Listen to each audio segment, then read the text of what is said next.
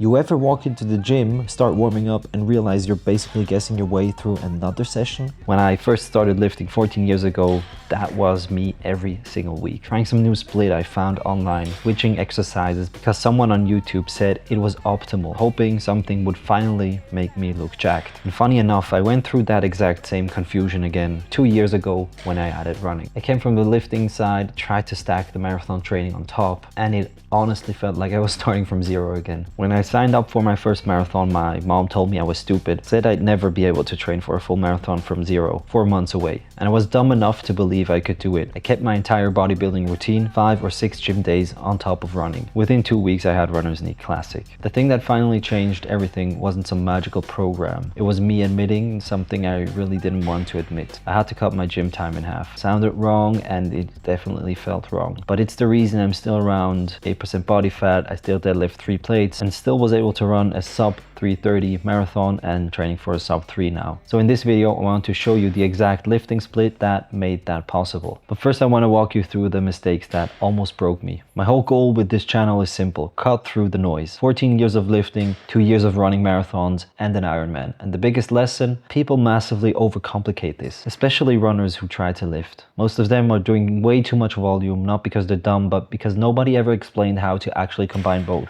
So let me break down what actually works. When I started running, I did what most lifters do. I kept training like a bodybuilder. 5 days in the gym, 90-minute sessions, 20 sets per muscle group. And on paper, I thought it would look fine, cool, I'll just add some running on top of this. But in reality, within a month, I was cooked. Every run felt like misery. My legs were heavy, my breathing sucked, and my lifts in the gym were also not improving. I wake up in the morning and feel like I've been hit by a truck. Not the kind of good sore, but I was just super drained all the time. My body was super inflamed, everything hurt, my knee was acting up, shin splints. I couldn't wrap my head around how people actually run every day. The truth was I was struggling hard. The most frustrating part wasn't even the fatigue, man. It was the confusion. I was doing all the right things, showing up, ticking all the boxes, being consistent, and nothing was moving. My pace wasn't getting faster, my numbers in the gym weren't going up. I was just stuck in this weird phase of working hard and going nowhere. There was a point where I started thinking quietly to myself, maybe everyone is right. Maybe you really can do both. Maybe it's too much. And that hit harder than I expected because I didn't want to choose. I didn't want to lose the physique I built over the past 10, 12 years. And I also didn't want to walk away from running because I found this new passion for running. So I had to be honest with myself and just ask, what the hell am I doing wrong here? And the answer was kind of stupid. It was simple. Here's what I realized. Your body only has so much recovery to give. It's like a budget. When you're running 40, 50 miles a week, a huge chunk of that budget is already gone before you even touch a barbell in the gym. I was trying to spread my recovery across everything: bodybuilding, volume, heavy lifting, long runs, hard runs, intensity everywhere. And because of that, my body couldn't adapt to anything. Too many inputs, not enough capacity. Looking back, my mindset was always, things aren't working, just do more. More sets, more days, more volume, more runs. Trying to combine the hybrid approach, lifting and running, flipped the logic completely. You can do both, but only if you stop pretending you're a full-time bodybuilder on top of being a runner. So I finally made one change I'd been avoiding for months. I cut my gym time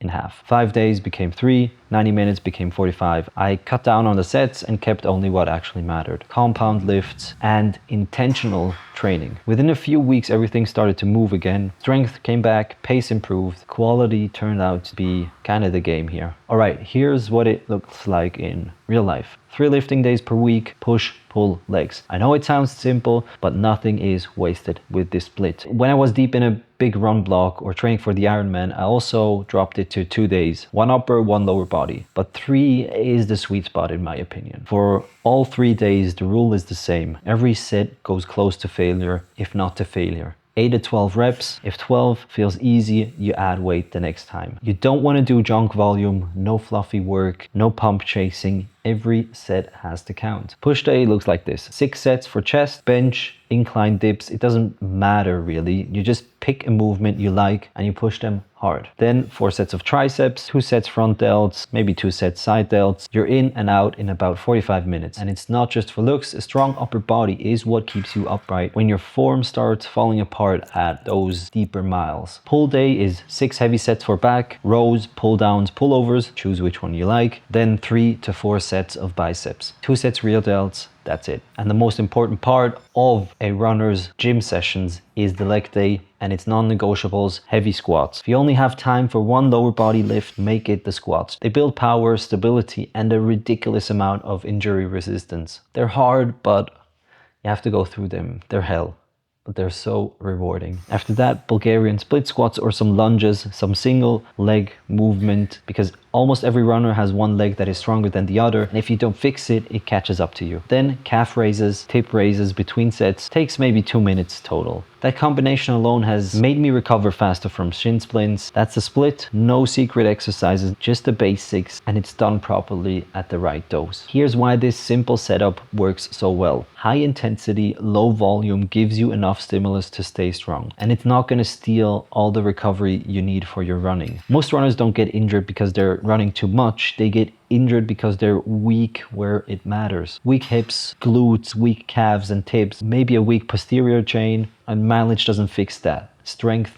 does. And on the physique side, 3 focused days is more than enough to stay lean and muscular. So here's what I want you to take away from this. When I started running, I was so close to quitting multiple times. I thought doing both was impossible. And honestly, I still ask myself sometimes, why the hell am I running? This is so stupid. I could just be enjoying life, getting a pump. But then it hits me. The struggles are the real joy of chasing something like this. Doing something new is always uncomfortable. When I trained for my Ironman earlier this year, I was so bad at swimming. I felt like an idiot. It was so discouraging. But there's something about sticking to it, about giving it your all and improving and getting better. And I want to see you succeed because I know how frustrating it is when you can't figure out how to make both work. If you're trying to lift and run at the same time, less gym volume isn't you giving up. It's what finally allows your body to adapt. 3 days, big lifts, no fluff. That's how I stayed lean, kept my strength, and actually performed well in both worlds. Stop overcomplicating it, run smart, recover properly. That's the formula.